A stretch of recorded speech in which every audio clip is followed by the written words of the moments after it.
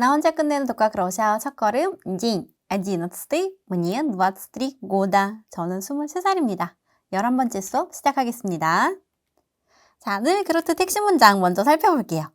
Бабушка рассказывала мне сказку. 할머니가 저에게 옛날 이야기를 해줬습니다.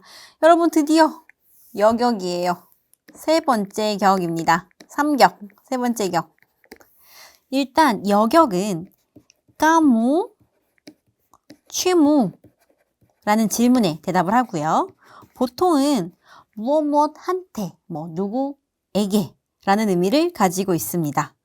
문장에서 행동에 영향을 받는 사람 혹은 영향을 받는 사물이 대부분 여격으로 표현이 돼서 사용이 됩니다. 우리 격 공부할 때 어떤 변화를 보죠? 명사, 형용사, 그리고 인칭, 대명사 격 변화해야죠. 명사랑 형용사 먼저 살펴볼게요. 자, 명사, 단수, 복수. 이젠 다들 아시죠? 단수 명사는 1번 그룹, 2번 그룹, 3번 그룹으로 나뉘는데 1번은 아 혹은 야로 끝나는 단어, 2번은 자음 혹은 오, 예, 3번은 여성 단어에 해당하는 мя기스나그로 끝나는 명사가 3번 그룹입니다. 까무, 취무, 여격에서 1번 그룹 명사는 예 어미를 갖게 되고요. 2번 그룹 단수 명사는 우 혹은 유로 변화합니다. 그리고 3번 그룹은 이로 변화를 하게 돼요. 예를 들어서 그니가 책, 여성 단어 그니가가 주격, 까무취무가 되면 그니게, торт, 까무취무 여격, торту, ночь, 까무취무 ночи. 복수 단어에서는요, 얌으로 변화해요. 고를 까무추무 가람. 형용사, 단수 그리고 복수가 있죠. 단수, 여성, 남성, 중성. 자, 여성 단어에서는요, 여격으로 변화하면 어미가 오이 혹은 예이로 변화합니다. 예를 들어서 야스나야, 야스나이. 자, 여기 오이 어미 있죠. 남성 중성은 오무 또는 예무로 변화해요. 야스니 혹은 야스나이의 중성에서는 야스나이가 되겠죠.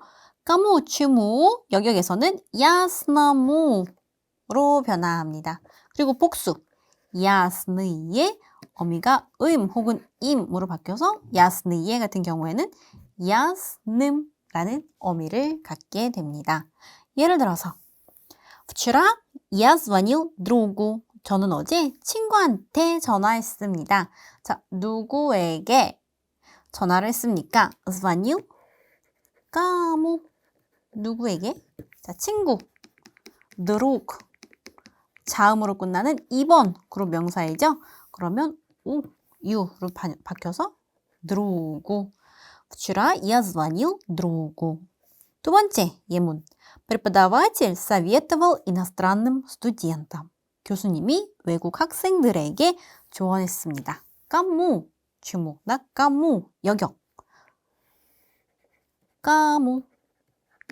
누구에게 교수님이 조언을 했어요? 스투디엔땀, 여기서 어미가 암인 이유는 학생들에게 조언을 했잖아요.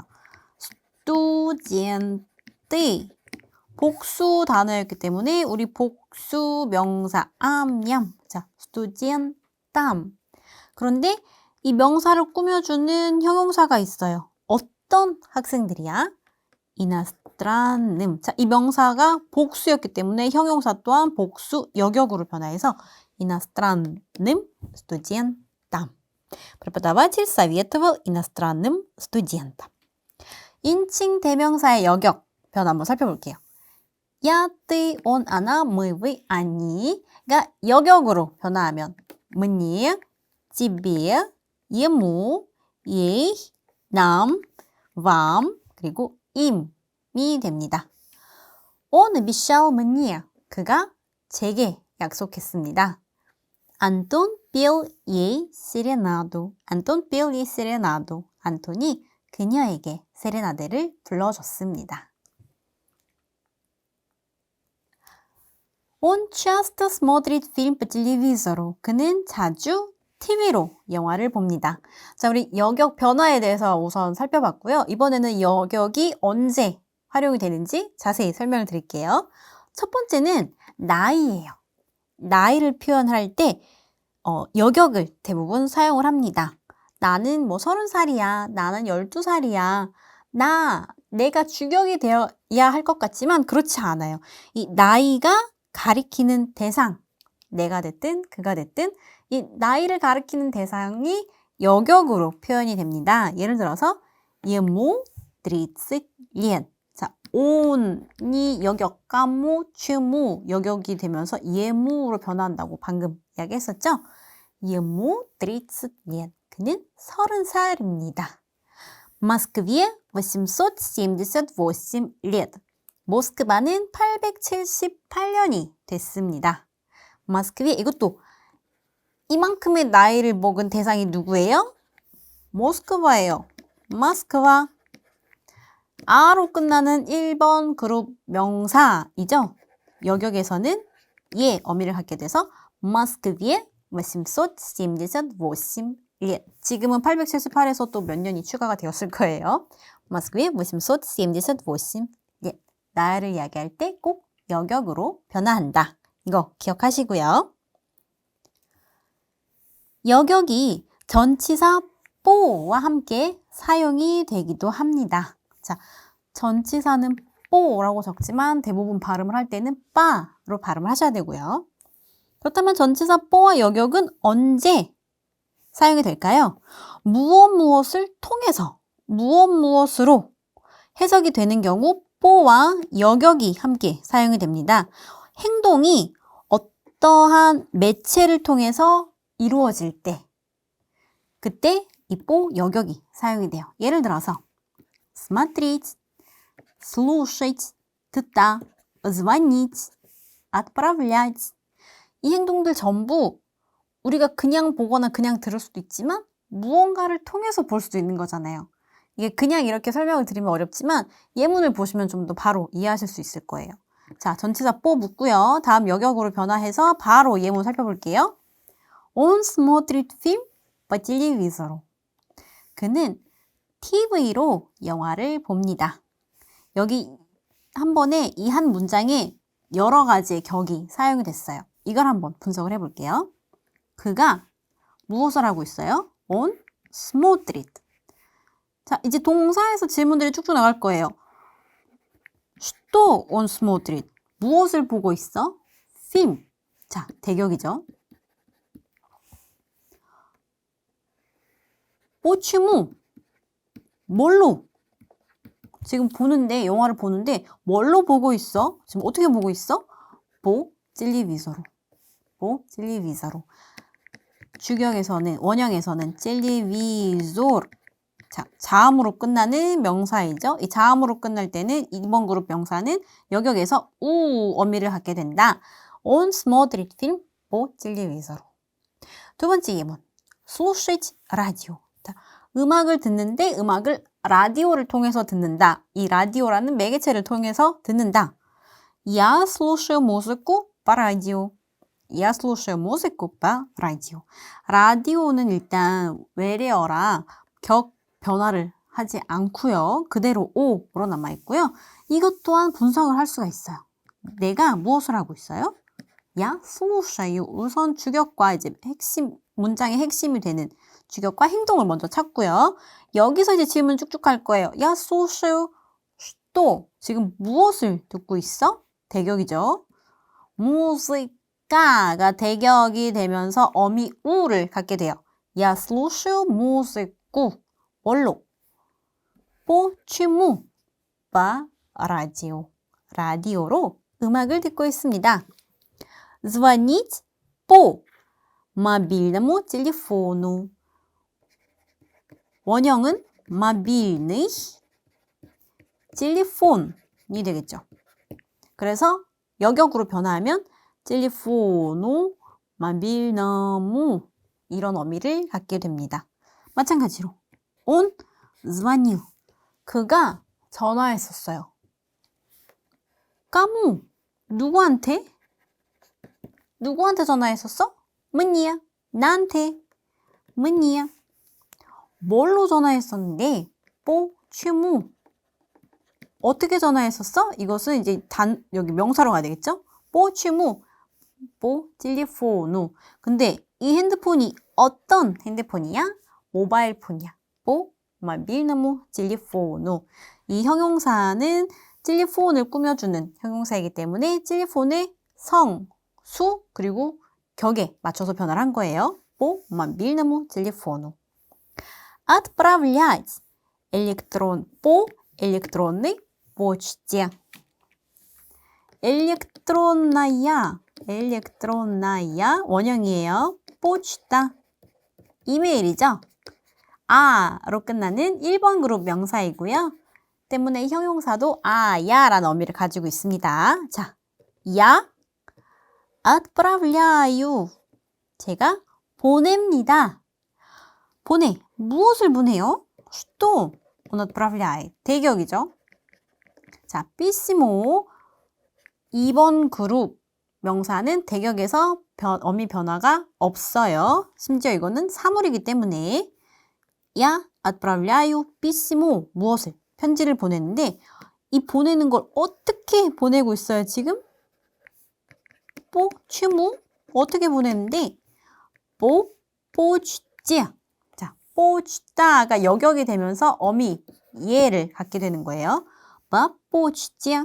그런데 이 почта 우편 편지가 어떤 편지야? 어떤 편지? 어떤 우체국? 어떤 우체국이야? 엘렉트론이 전자. 그쵸? 전자 우체국이야. 까꼬이. 어떤 거야? 엘렉트론이 почте. 근데 여기 단어 하나 더 남았어요. часто. часто는 뭐죠? как часто. 얼마나 자주. Я часто отправляю письмо по электронной почте. 여러분 이렇게 문장을 분석을 하면서 보면은 이 어떤 격을 사용을 해야 되는지도 알겠고 이게 어떤 동사인지 혹은 다른 명사에 해당이 되는 질문의 격인지에 따라서 격 변화도 훨씬 더 수월하게 이해를 할 수 있고 문장도 훨씬 더 수월하게 이해를 할 수가 있어요. 이 문장 분석을 여러분 잘 하시게 되면은 회화뿐만 아니라 나중에 뭐 토르플이 됐든 어떤 시험을 봐야 될 때도 정말 유용하게 사용을 하실 수 있을 거예요. 그래서 지금은 어렵거나 복잡해 보일 수도 있지만 이렇게 몇 번만 해보시면은 바로 익숙해지셔가지고 정말 러시아어를 배우는데 큰 도움이 될 거라고 자신 있게 말씀드릴 수 있습니다. 자, 3격, 여격이 사용되는 또 다른 상황, 바로 영역입니다. 어떤 행동이 일어나는 영역 또는 대상이 나타내는 범위를 표현을 할 때 이 여격이 또 사용이 돼요. 예를 들어서 Она гуляет по улице. гуляет по улице. 거리죠, 거리. 원형이 улица. 1번 그룹 명사이기 때문에 по 3격 변화에서는 예 어미를 갖게 되면서 Она гуляет по улице. 그녀는 거리에서 산책합니다. 이 산책하는 범위가 거리인 거예요. 하나의 스트리트. 그런데 Я гуляю в парке по улице. 언뜻 봤을 때는 이 공원에서 혹은 거리에서 전부 다 이 영역을 뜻하는 것 같잖아요. 근데 이게 차이점이 있어요. 의미에. 약간의 차이점이 있는데 무엇이냐? Я гуляю в парке. v 전치사와 함께 전치격이 사용이 됐죠? 이럴 때는 이 장소가 정말 중요한 거예요. 어디에서 산책을 하는지. 장소가 중요하기 때문에 이 v와 전치격, 그지? 어디에서 라는 뜻의 이제 격이 사용이 되는 거고요. 근데 이것처럼 по улице 라는 표현으로 이제 여격이 사용이 될 때는 어디에서, 어떤 장소에서 혹은 어떤 범위에서가 중요한 게 아니라 이 산책. 내가 산책을 하는 것 자체가 중요하다. 이 행동이 중요하다.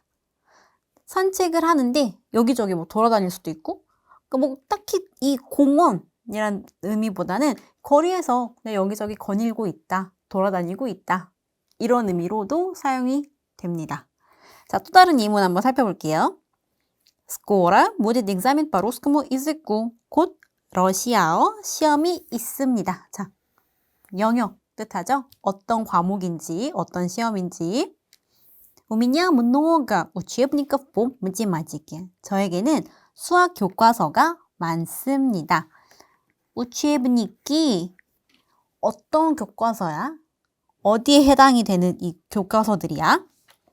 по математике 이 또한 영역의 표현이 될 수도 있습니다. по математике 세 번째 핵심 문장 살펴볼게요. Нас приглашают на вечеринку. 우리는 파티에 초대받았습니다. 자, 러시아어에는 무인칭문이 있어요. 이 문장에 주어가 생략이 되는 경우를 이 무인칭문이라고 표현을 하기도 하는데요. 이 첫 번째 유형, 3인칭 복수형을 먼저 살펴볼게요. 가장 간단한 표현이기도 합니다. Люди здесь не курят. 사람들은 여기에서 담배를 피우지 않습니다. 라는 문장이에요. 여기 사람들, люди не курят здесь. 여기서 사람들이 담배를 피우지 않아요. 그런데 담배를 피우지 않는다. 어떤 장소에서 생각을 해보세요. 담배를 피우지 않는 건 당연히 사람들이겠죠. 강아지가 될 수도 없겠고요. 어떤 사물이 될 수도 없어요. 당연히 누가 봐도 이것은 사람들이에요. 그럴 때 이 류지를 생략을 하고 사람들 복수형이죠. 이 3인칭 복수형으로 변화를 합니다. 이렇게 Здесь не курят. 여기서는 담배를 피우지 않습니다. 즉 보이지 않는 류지가 그대로 남아있기 때문에 동사가 이렇게 3인칭 복수형으로 변화를 한 거예요. Здесь не курят. 어떻게 보면 어떤 이 불특정 다수의 사람들이 무엇을 한다. 그러니까 의미상, 문장 의미상 누가 봐도 이것은 어떤 불특정 다수의 사람들이다 라는 걸 알 수 있기 때문에 여기서 이 사람들이 생략이 되고 바로 동사만 활용이 된다. Здесь не курят. 이거는 문장의 어떤 맥락을 봐가지고 이해할 수 있는 부분이기 때문에 굳이 외우지 마시고 문장만 잘 파악을 하시면은 바로 이제 알게 되실 수 있을 거예요. не курят. 3인칭 복수라고 말씀을 드렸어요. 여기서 여러분들도 궁금해 하셨을 수도 있는데 제 이름은 레나입니다. 한국어로 표현을 했을 때는 나의 이름이 레나이다 라는 표현이 돼야 되잖아요. 그런데 러시아어로는 제 이름은 레나입니다 라는 표현을 이렇게 해요. Меня зовут Лена. 한국식으로 얘기를 하면 어떻게 해야 되겠어요? Мое имя가 돼야 되겠죠? 제 이름은 레나입니다. 근데 러시아에서는 Меня зовут Лена. 직역을 하자면 사람들은 저를 레나라고 부릅니다 라는 표현이 돼요. 누가? 사람들이 저를 불러요. 이렇게 사람들이기 때문에 이제 3인칭 복수형으로 어미가 변화했죠? 레나라고. 저를 레나라고 불러요. 왜 러시아에서는 굳이 사람들은 저를 레나라고 부릅니다 라고 표현을 했을까요? 러시아에서는요, 이름을 부를 수 있는 방법이 다양하기 때문이에요. 레나라고도 부를 수 있고요. 이게 풀네임이 되면은 어른들에게는 레나라고 귀엽게 부르지 않고 옐리에나, 어떤 존경을 담아서 옐리에나라고 표현을 하기도 합니다. 그러니까 애기들한테는 레나, 성인에게는 옐리에나. 근데 만약에 이게 선생님이다. 어떤 공경해야 되는 어른이다. 일 경우에는 뒤에 отчество. 아버지 이름이 같이 들어가요. 옐리에나 알렉산드로브나. 옐리에나 알렉산드로브나. 즉, 사람을 부를 수 있는 방법이 세 가지다라고 생각을 하시면 돼요. Меня зовут Лена, Меня зовут Елена, Меня зовут Елена Александровна. 즉, 상대방이 나한테 이름을 물었을 때 제가 정해주는 거예요. 당신은 저를 이렇게 부르세요. 선생님이 학생들 앞에서 소개를 하는 자리였다면은 Меня зовут Елена Александровна 라고 표현을 하셨겠죠. 선생님이라면. 친구들끼리, 그냥 동갑내기 친구들끼리 인사를 하는 자리에서는 Меня зовут Лена. 근데 아직은 살짝 좀 낯설고 말을 놓기에는 좀 불편하다. Меня зовут Елена.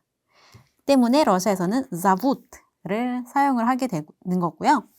누가 봐도 나의 이름을 나를 레나라고 불러줄 누군가는 누구예요? 당연히 사람들이겠죠. 뭐 사물이나 동물일 수 없잖아요. 그렇기 때문에 너무나도 당연한 인류지 사람들이 생략이 되면서 동사는 그대로 3인칭 복수형으로 남는 겁니다. 미냐, 자붓, 리아나. 자, 이거 말고도요. 무인칭에서는 대부분 무인칭문에서는 여격과 동사가 사용이 돼요. 위에서는 가장 간단한 상황을 설명해 드렸던 거고요.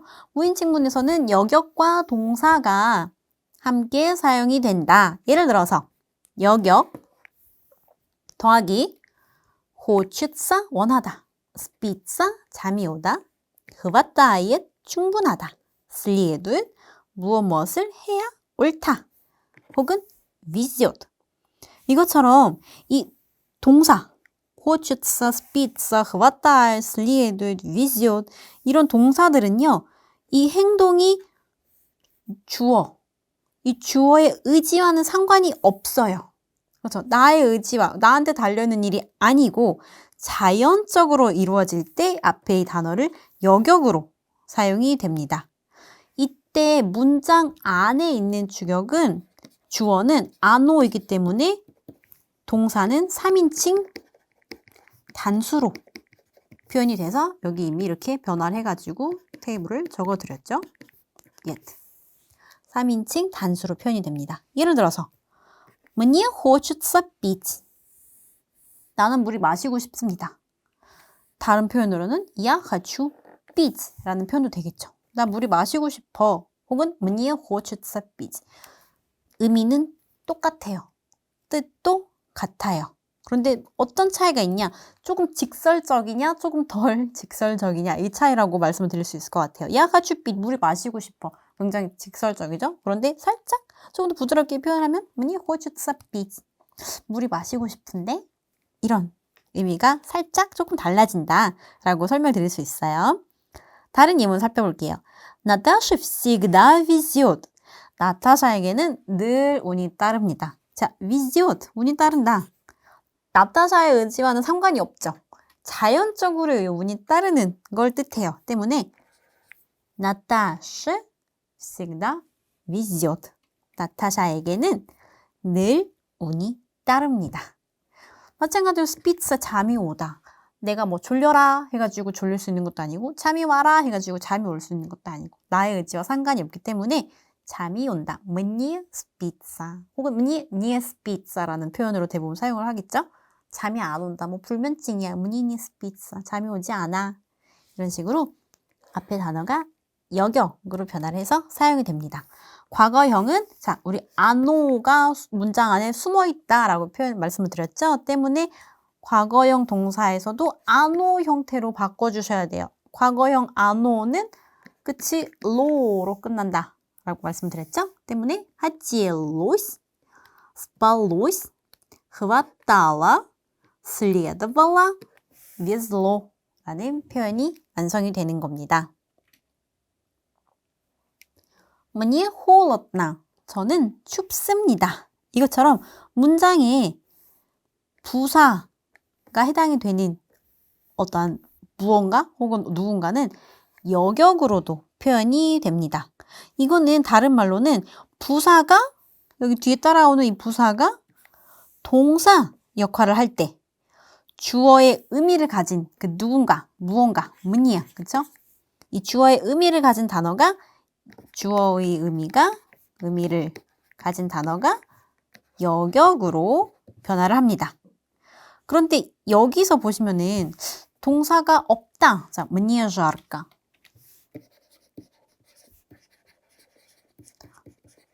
덥다. 지금 너무 더워요. жарко가 곧 동사 역할을 해요. 뭐 이 더운 대상이 누구예요? 나예요. 때문에 야가 삼격, 여격으로 변하면서 문예가 되는 겁니다. 문예 жарко. 동사 없어요. 그런데 사실상 이건 현재 시제죠. 지금 내가 너무 더워요. 이 안에 동사 beit가 숨어 있는 거예요.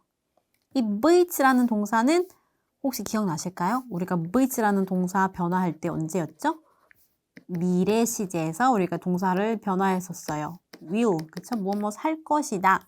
Я буду, ты будешь, он будет, 뭐 они будut처럼. 그래서 현재 시제에서는 быть 동사를 문장에서 단어를 사용을 하지 않아요. 그래서 이 beit가 생략이 되었다. 이 문장 안에서는 мне жарко. 그런데 만약에 이게 과거형이 된다. 그러면 이 beit라는 동사가 과거형으로 변하면서 빤 하고 나타나야 됩니다. мне было весело. 저는 재미있었습니다. 과거형이죠.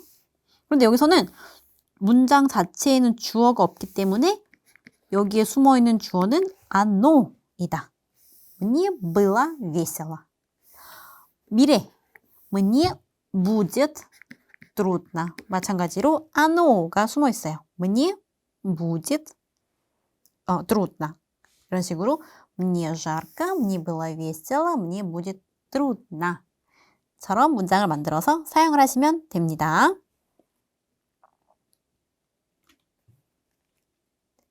нужно 라는 단어가 있어요.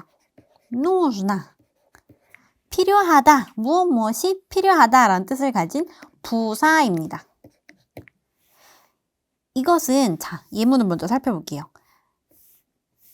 детям нужна забота.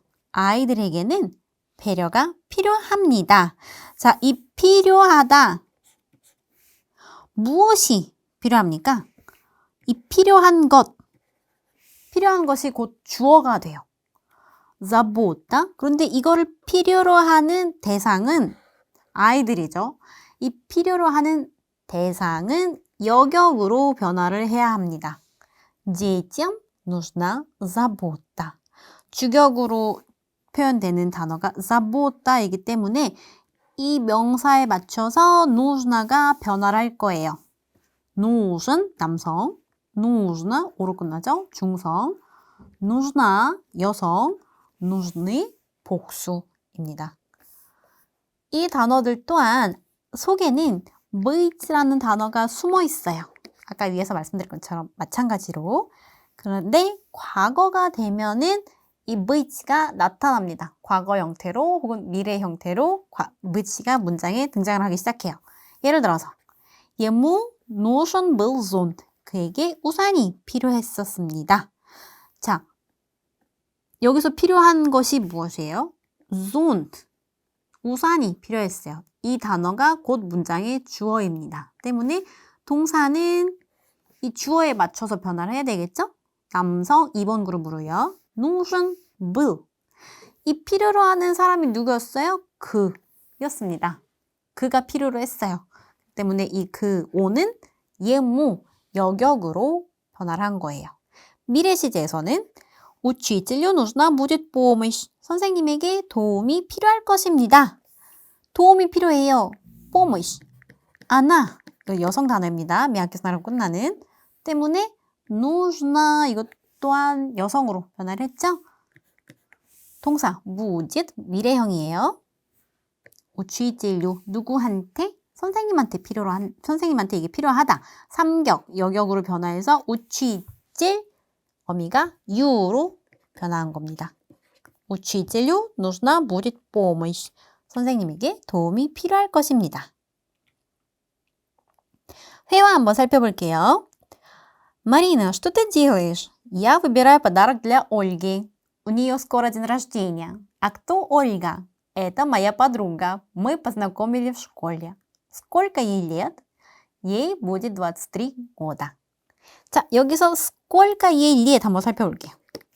그녀는 몇 살이야? 나이를 물을 때 사용이 되는데요. 이때 나이를 묻고 싶은 사람이 여격으로 변화해요. 그리고 몇 년인지 지금 질문을 할 때는 이 사람이 뭐 몇 살인지 몇 년이 된 혹은 어떤 사물이 몇 년이 됐는지 우리 정확하게 모르잖아요. 때문에 let로 사용이 됩니다.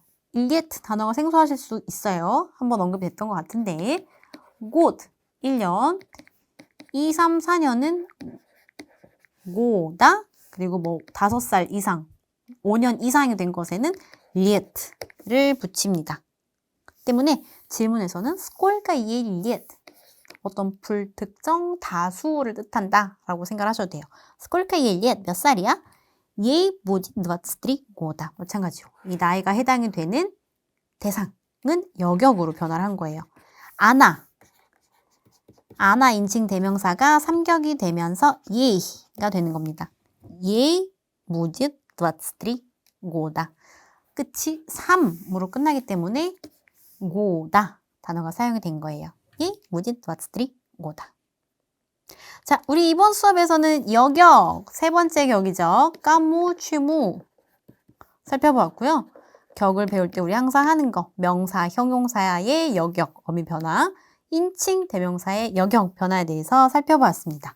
여격이 사용되는 사용되는 경우들, 나이, мне 30 лет, мне 18 лет, мне 23 года 말고도 전치사 뽀와 함께 사용이 되는 격이 또한 여격이고요. 자, 어떤 매체를 나타낼 때 Я смотрю фильм по телевизору, Я слушаю музыку по радио처럼 매체를 나타낼 때 여격이 사용이 되고요. 이거 말고도 3인칭 복수형으로 나타낸 거 아까 예문 뭐였었죠?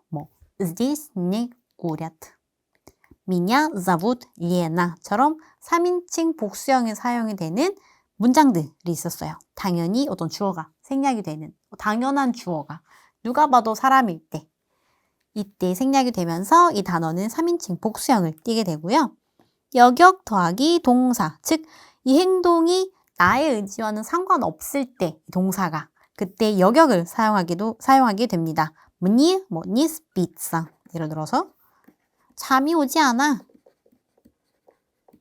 혹은 мне везет. 나에겐 항상 운이 따라처럼 나의 의지와 상관이 없을 때 앞에 주어일 것 같은 단어들이 여격으로 사용이 되기도 하고요. 뒤에 부사가 문장에서 동사 역할을 할 때 부사가 동사 역할을 할 때 주어는 여격, 주어 역할을 해야 하는 단어는 여격으로 표현이 됩니다. мне жарко, 덥다. 그런데 사실 이 문장 안에 동사가 없는 게 아니라 그 가운데 동사 beit가 숨어있기 때문에 과거에서는 мне было жарко, оно를 주어로 사용해야 되겠죠? 왜냐하면 특정된 주어는 없으니까요. 미래에서는 мне будет жарко. нужна 예성과 수 일치에 대해서도 이야기했습니다. 자, нужна 필요로 하다, 필요하다. 이 필요한 물건 뒤에 어떤 필요한 사물이 됐든지 이 필요한 것이 주격으로 사용이 되고요. 명사가 필요로 하는 대상이 여격으로 표현이 됩니다. 때문에 이 нуж나라는 단어는 뒤에 따라오는 주격 명사의 수, 성에 맞춰서 남성일 경우엔 нуж은, 여성일 땐 нуж나, 중성은 нуж노, 복수에서 нужны로 변화가 되고요. 이 문장에서도 동사가 없는 것 같지만 위의 상황과 마찬가지로 동사 beit가 숨어 있다. 때문에 현재 시제에서는 이 beit라는 동사가 보이지 않지만 이게 과거로 되면은 было, были, была, было 변화가 되고요. 미래에서는 budget처럼 미래 시제로 사용이 됩니다. 변화는 이 주격을 따라가야 된다는 거 잊지 마세요. 네, 이번 수업에서는 3격, 여격을 위주로 수업을 해봤는데요. 오늘 또한 너무 고생 많으셨고요. 저희는 다음 수업에서 만나볼게요. 스파시바.